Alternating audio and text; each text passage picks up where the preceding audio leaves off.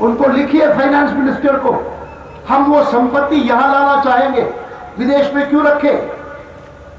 उन्होंने लगता है को कोई खास कार्रवाई नहीं की। ये साल भर पहले की बात है। अभी फिर धीरे धीरे करके ये जो जर्मनी की चिंता थी वो फैलने लगी। फ्रांस का भी वही एटीट्यूड बना।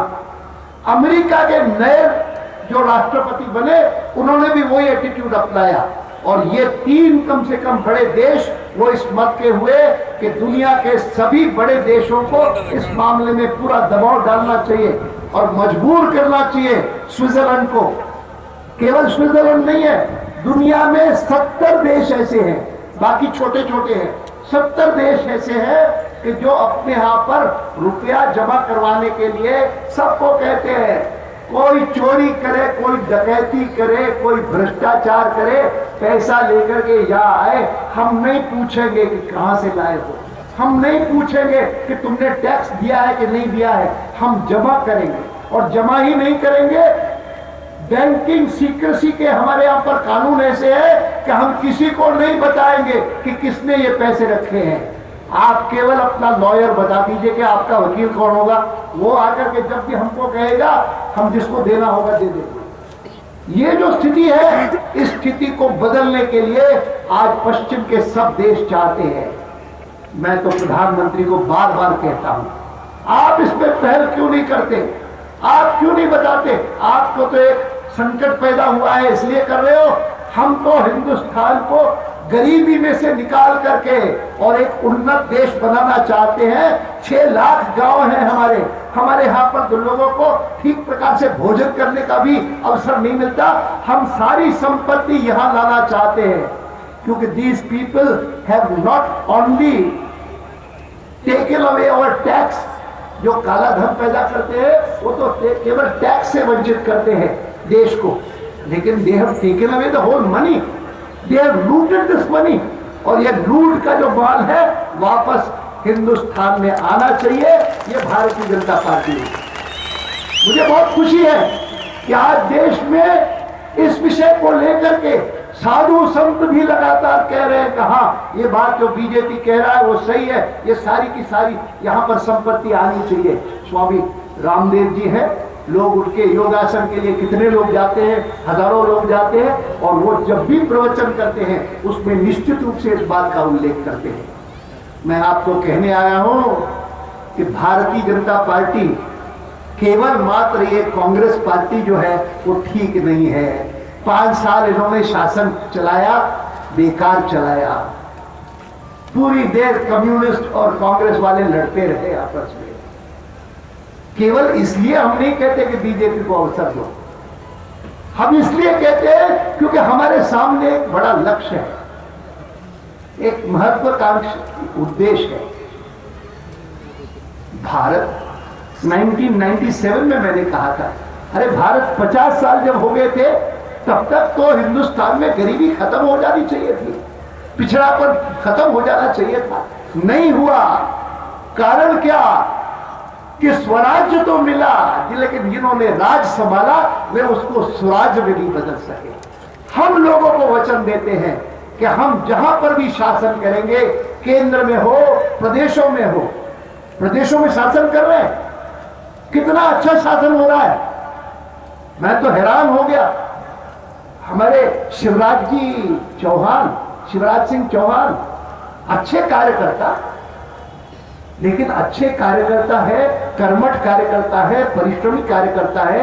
मन में संदेह होता था, उनको प्रशासन का तो अनुभव है नहीं, कैसा प्रशासन करेंगे।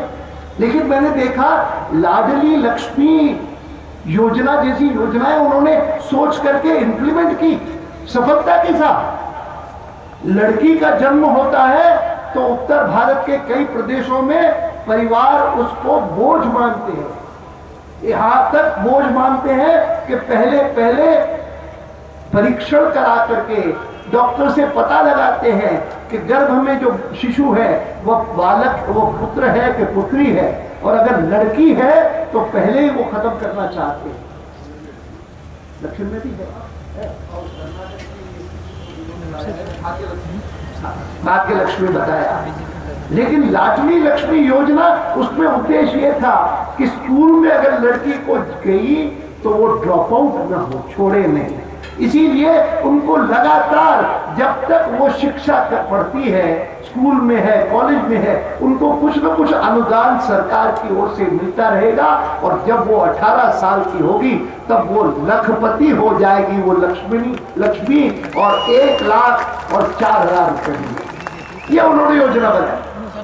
और मुझे देख करके बहुत दुख हुआ जब दिल्ली में, शहर दिल्ली में, अखबार में पढ़ता हूं एक खबर कि एक परिवार है, मध्यम वर्गीय परिवार, लोअर मिडिल क्लास लेकिन मध्यम वर्गीय जैन परिवार, और उस जैन परिवार में माता पिता है, 5 लड़कियां, पांचों एक स्कूल में पढ़ने वाली।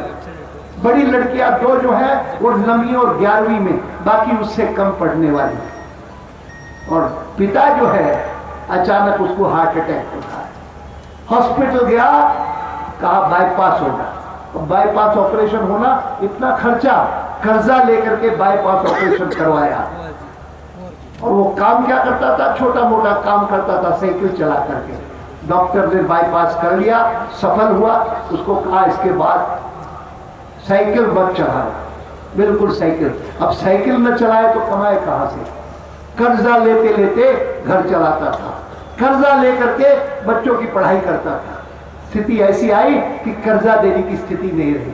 दोनों लड़कियों ने, माता पिता ने मिलकर के और फैसला किया इससे तो मर जाना अच्छा है। सामूहिक आत्महत्या का निर्णय किया, सामूहिक रूप से सातों के सातों ने जहर पी लिया। और मैं वहां गया उनके घर पर, जब देख करके बहुत दुख हुआ। 2 दिन तक वो नहीं गई थी स्कूल में, स्कूल के लोगों ने भेजा था, पता लगाओ कि क्यों नहीं आई। घर जाकर के देखा सातों बेहोश पड़ी है। हॉस्पिटल में ले गए। मैं जिस दूसरे दिन हॉस्पिटल गया तो तब माता पिता अभी भी इंटेंसिव केयर वार्ड में थे। 5 लड़कियां बच गई थी और मुझसे बात भी कर सकी। उसी दिन मुझे लगा कि जो शिवराज सिंह चौहान ने मध्य प्रदेश में किया है, ये केवल मध्य प्रदेश की बात नहीं। हम अगर घोषणा पत्र में यह लिख दे कि अगर हमको केंद्र में अवसर मिलेगा तो हिंदुस्तान भर में हम ये लाडली लक्ष्मी योजना कार्यान्वित करेंगे। केंद्र में बैठ करके मुझे लगता है कि हमारे लोगों ने जो प्रदेशों में काम किया है उससे हम सीख सकते हैं। हम जो केंद्र में बैठे वो ऐसा न सोचे कि हम ही को बुद्धिवादी है। गुजरात का हो, मध्य प्रदेश का हो, अरे छत्तीसगढ़ का। उन्होंने मुझसे पूछा कि हमारे यहां पर तो आज चावल जिस भाव पे मिल रहा है, गरीब आदमी तो खा ही नहीं सकता। अगर मैं इनको 2 रुपए किलो चावल दूं तो ठीक रहेगा? मैंने कहा 2, सब्सिडी देनी पड़ेगी 2। और आज छत्तीसगढ़ में कोई जाता है तो डॉक्टर रमन सिंह का नाम लेता है, लोग श्रद्धा से नतमस्तक होकर के कहते हैं वो कोई मुख्यमंत्री नहीं है, वो तो चौर वाले बाबा है, हमारे चौर देते हैं सब गरीबों को। ये जो स्थिति लाई है वही है जिसको मैंने कहा कि स्वराज्य मिलेगा तो हम उसको सुराज्य में बदल करके दिखाएंगे, बदल करके दिखाएंगे। आतंकवाद की बात करते हैं, हम पर दोष लगाते हैं। एकमात्र पार्टी है, एकमात्र सरकार है जिसने बुलाया जनरल मुशर्रफ को, आओ आगरा में बात करो। 2 दिन बात की, लेकिन जब उन्होंने कहा कि मैं मानता ही नहीं हूं कि हिंदुस्तान में कोई आतंकवाद है, हिंदुस्तान में जो हिंसा हो रही है वो आजादी का जंग है, जम्मू कश्मीर के लोग आजादी का जंग मान रहे हैं। वाजपेयी जी ने उनको कहा कि नमस्कार, आप जाइए वापस इस्लामाबाद, हम कोई समझौता नहीं करेंगे। No compromise, 0 tolerance of terrorism, ये अप्रोच लेकर के हमने 6 साल शासन किया। और फिर भी हम इन लोगों से सुनते हैं, इन लोगों से जो कहते हैं कि पाकिस्तान भी आतंकवाद का शिकार है। कोई पाकिस्तान आतंकवाद का शिकार नहीं, पाकिस्तान के यहां से तो शुरू हुआ। अरे हमने आगरा में ये फर्म स्टैंड लिया, इसीलिए 4 साल बाद